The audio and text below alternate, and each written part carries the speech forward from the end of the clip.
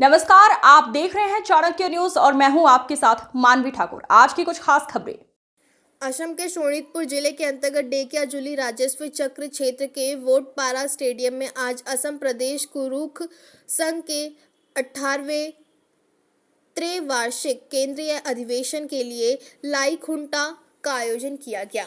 आज आयोजित इस लाई खुंटा स्थापना समारोह में शोणितपुर लोकसभा क्षेत्र के सांसद रणजीत दत्त मुख्य अतिथि के रूप में उपस्थित रहे। इस अवसर पर सांसद रंजीत कुमार दत्त ने ओरांव समाज की कला, संस्कृति तथा धार्मिक रीति रिवाजों पर एक महत्वपूर्ण भाषण दिया। उल्लेखनीय है कि आगामी 30 और 31 जनवरी तथा 1 फरवरी 2026 को 3 दिवसीय कार्यक्रम के साथ डेकियाजुली के वोटपारा स्टेडियम में असम कुरुख संघ का 18वां केंद्रीय त्रैवार्षिक अधिवेशन आयोजित किया जाएगा। इसी क्रम में ओरांव समाज के पुजारी ब्रह्मा औरांग देव ने पारंपरिक राष्ट्रीय रीति रिवाजों के अनुसार पूजन अर्चन संपन्न करने के बाद मंगलमय वातावरण में उक्त अधिवेशन के लिए लाई खुंटा की स्थापना की।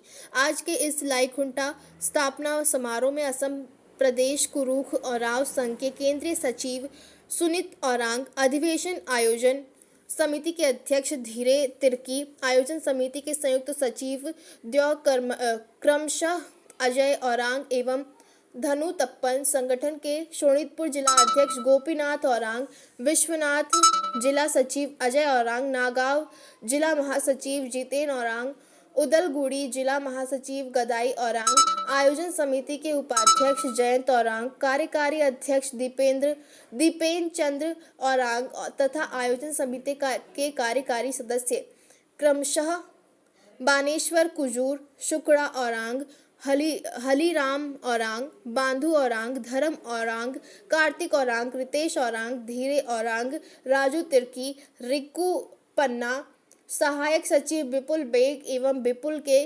किरकेटा के साथ साथ भारतीय जनता पार्टी के नेता काजू दीप सहित अन्य गणमान्य व्यक्ति उपस्थित रहे। ওৰাও সংঘৰ অষ্টদশ কেন্দ্ৰীয় ত্ৰিবাৰ্ষিক অধিৱেশনৰ আজি লাই খুঁটা স্থাপন কৰা হ'ল আৰু আপোনাৰ হাতেৰে এই মাংগলিক কামখিনি অনুষ্ঠিত হ'ল। কি ক'ব আজি দিনটোত? অসম প্ৰদেশ কুৰুখ ওৰাং সমাজৰ যি অষ্টদশ বাৰ্ষিক অধিৱেশন প্ৰত্যেক 3 বছৰৰ মূৰে মূৰে তেওঁলোকে অনুষ্ঠিত কৰে আৰু প্ৰথমবাৰৰ বাবে উত্তৰ পাৰত এই শ্বহীদ নগৰী ঢেকীয়াজুলি সমষ্টিত এই পবিত্ৰ স্থানত এই অধিৱেশনখন অনুষ্ঠিত হ'ব অহা 30, 31 আৰু 1 ফেব্ৰুৱাৰী। এই অধিৱেশনৰ প্ৰথম দিনৰ কাৰ্যসূচী হিচাপে লাই খুঁটা স্থাপন সম্পূৰ্ণ মাংগলিক প্ৰক্ৰিয়াৰে তেওঁলোকে ধৰ্মীয় ৰীতি নীতিৰ প্ৰক্ৰিয়াৰে ইয়াত আমি লাই খুঁটা স্থাপন কৰিলোঁ আৰু স্থানীয় বিধায়ক তথা মন্ত্ৰী অশোক সিংহল ডাঙৰীয়াৰ গৃহ সমষ্টিত এই অধিৱেশনখন হ'বলৈ গৈ আছে আৰু যিহেতু আমাৰো সংসদীয় সমষ্টিৰ ভিতৰতে এই অধিৱেশনখন হ'ব, গতিকে ইয়াত ভাৰতবৰ্ষৰ বিভিন্ন প্ৰদেশৰ পৰা বাংলাদেশৰ পৰা ইয়াত প্ৰতিনিধিসকল আহিব। গতিকে ইয়াত আমি এইটোৱে চাব লাগে যে অধিৱেশনখন খুব সুন্দৰভাৱে হ'ব লাগে আৰু মই ভাবোঁ যে সকলো ৰাইজৰ ইয়াত মই উপস্থিত দেখিছোঁ। ইয়াত নগাঁৱৰো আহিছে, বিশ্বনাথ চাৰিআলিৰ প্ৰতিনিধি আছে, ওদালগুৰিও আছে আৰু আমাৰ শোণিতপুৰো আছে। তেওঁলোকৰ সহযোগত এই অধিৱেশনখন সুন্দৰ হ'ব আৰু আমি অধিৱেশনখন সাফল্য কৰিব লাগে বুলি আমি সকলোৱে ভাবোঁ। কি ক'ব আজিৰ অনুষ্ঠানৰ বিষয়ে? হয়, আজি আমি আসাম প্ৰদেশ কুৰুখ ওৰাও সংঘ ফালৰ পৰা সৰ্বপ্ৰথমে জয় ধৰ্মে জনাইছোঁ আৰু আজি আমাৰ যি আমি সিদ্ধান্ত লৈছিলোঁ কুৰুখ সংঘই যে কেন্দ্ৰীয় অধিৱেশন আমাৰ অহা ইংৰাজী 30, 31 আৰু 1 ফেব্ৰুৱাৰী তাৰিখে আমাৰ শ্বহীদ নগৰী ঢেকীয়াজুলিৰ অৱস্থিত ঢেকীয়াজুলি ভোটপাৰা স্পৰ্ট এণ্ড কালচাৰ প্ৰাংগণত আৰু আজি এই অনুষ্ঠানটিৰ আজি খুব আৰম্ভণিৰ যিটো আমি লাই খুঁটা স্থাপন কৰাৰ আমি কাৰ্যসূচী হাতত গ্ৰহণ কৰিছিলোঁ আৰু এই অনুষ্ঠানটি ইতিমধ্যে আমাৰ কেন্দ্ৰীয় কুৰুখ সংঘৰ সাধাৰণ সম্পাদক সুনীল ওৰাং ডাঙৰীয়া আৰু আমাৰ সহযোগ এই উদযাপনৰ সহযোগিতা কৰা আমাৰ নগাঁও জিলা, বিশ্বনাথ জিলা, আপোনাৰ ওদালগুৰি জিলা, শোণিতপুৰ জিলাৰ বিষয়ববীয়া উপস্থিতিত আজি আমি লাই খুঁটা স্থাপন কৰিলোঁ আৰু আমি খুব ভাগ্য যে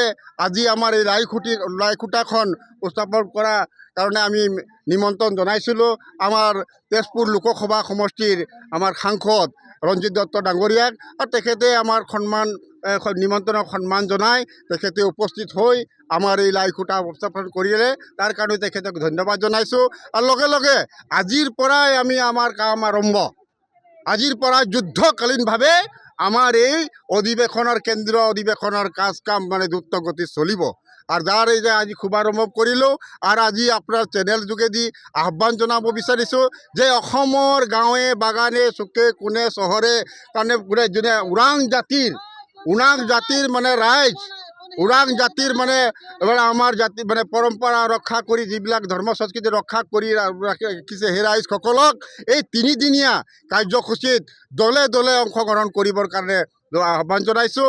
আৰু আপোনালোকৰ চেনেলৰ যোগেদি জনাব বিচাৰিছোঁ যে এই অকল অসম হৈ মানে এই অধিৱেশনটো নহয়, এটা আমি ক'ব বিচাৰিছোঁ সৰ্বভাৰতীয়ভাৱে আমাৰ এই অধিৱেশন হ'ব।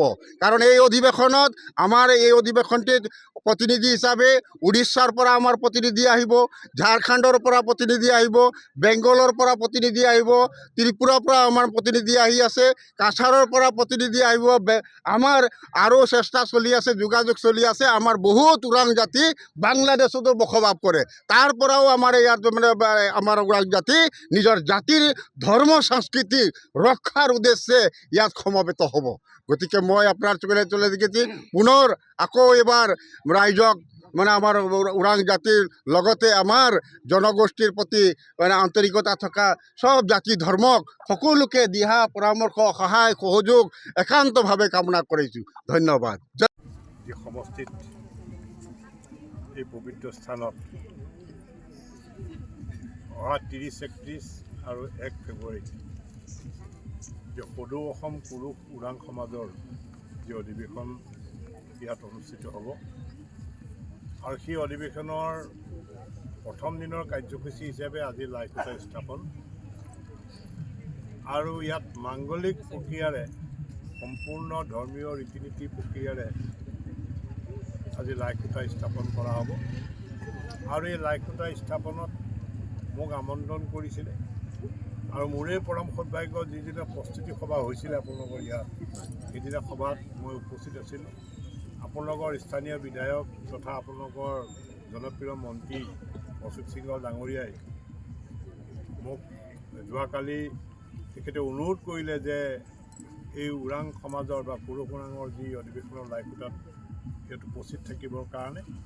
আৰু ময়ো যিহেতু আমাৰ অধিৱেশন চলি আছিলে, মই শুক্ৰবাৰে ঘৰলৈ আহিছোঁ, মই অহাকালি আকৌ যাব লাগিব দিল্লীলৈ।